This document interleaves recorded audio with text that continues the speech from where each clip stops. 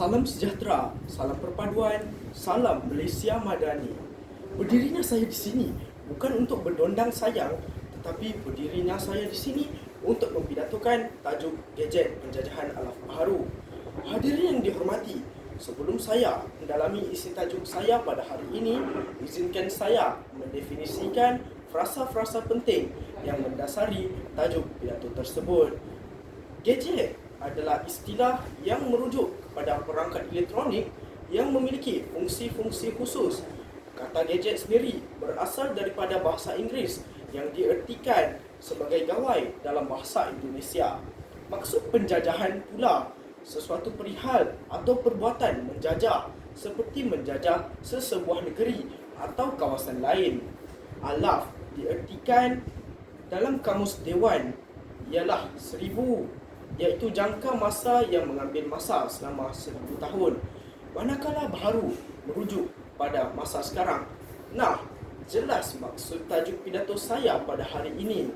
Gadget penjajahan alaf baharu, satu alat elektronik yang memiliki pelbagai fungsi yang boleh menjajah pada masa sekarang. Baik atau buruk penjajahan gadget, saya akan kupaskan satu persatu. Hadirin yang saya kasihi sekalian, kupasan saya yang pertama, gadget telah menjajah dari aspek sosial. Pada masa kini, ramai anak muda terlalu leka dengan gadget. Ini kerana sewaktu pandemik yang lalu, gadget ini digunakan oleh semua orang. Gadget ini boleh dikatakan antara model penjajahan yang baru. Tanpa disedari, kesan leka dengan gadget ini berkemungkinan akan memberi impak yang besar kepada kita, kerana jika kita menggunakan gadget dalam kadar yang lama akan menyebabkan mereka tidak meluangkan masa bersama keluarga dan rakan-rakan.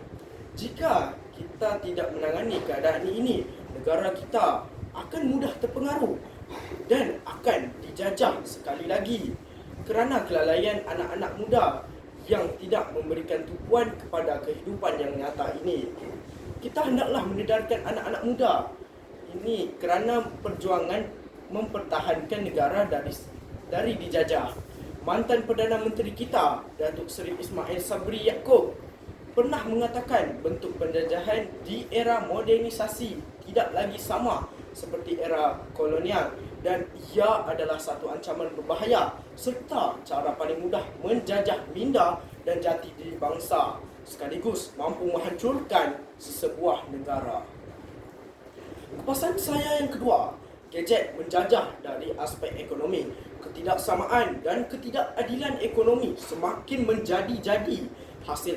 Hasil ekonomi global yang dibina berabad atas kehendak kapitalis yang juga mempunyai kaitan dengan penjajahan pada masa lalu. Justru satu institusi berstrategik yang dapat mengurangkan jurang kekayaan amat wajar diterapkan sebagai benteng kepada penjajahan alaf baharu, iaitu kuasa ekonomi.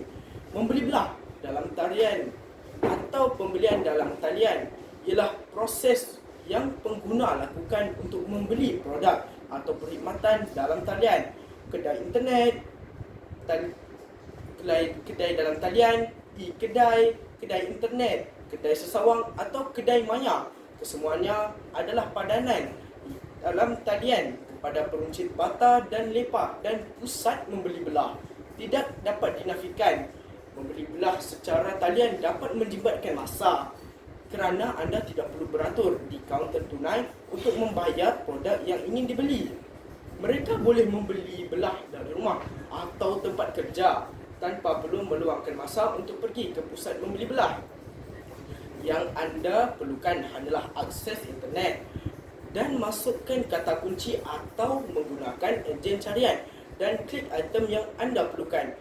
Dan selesai. Sangat mudah dan menjimatkan masa, bukan? Semuanya hanya di hujung jari anda. Hadirin sekalian, kupasan demi kupasan gali semakin dalam. Kupasan saya yang ketiga, gadget menjajah politik.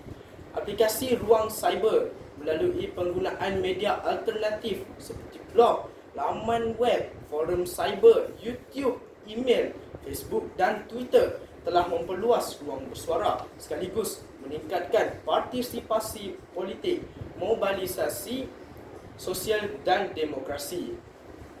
Sebelum ini, selain ceramah, rakyat banyak mendapatkan maklumat dari media cetak seperti akhbar, majalah dan buku, dan media elektronik, khususnya radio dan televisyen.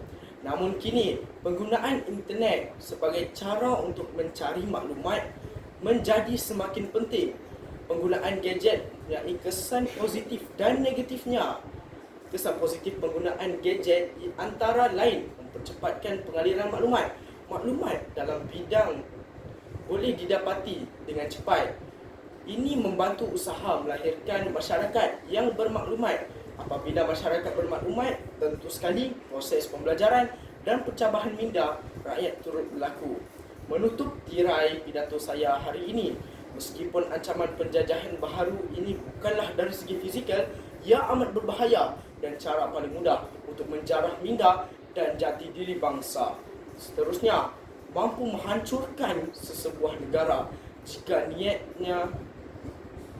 baik niatnya, maka baiklah hasilnya. Begitulah sebaliknya, jika gadget digunakan di landasan yang betul, maka tiada kekhawatiran yang akan muncul. Sekian, terima kasih.